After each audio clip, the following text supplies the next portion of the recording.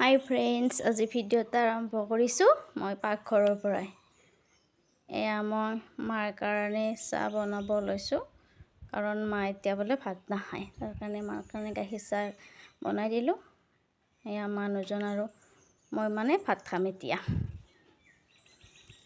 এয়া মই আৰু মানুহজনৰ কাৰণে ভাত বাঢ়িছোঁৱে আৰু, কাৰণ তেওঁ যাব যিহেতু কামলৈ।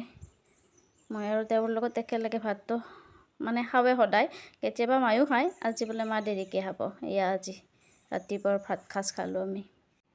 এইফালে মই গডৰেজটো খুলি কাপোৰ চাইছোঁ, আলহী খাব যাবৰ বাবে কি কাপোৰ পিন্ধোঁ। এয়া যেনে তেনে এযোৰ ওলালোঁ বাৰু। এইফালে ধুনীয়াকৈ মই সাজি কাচি ৰিলচ বনালোঁ, দুটা আপলোড দিম, চাব বাৰু।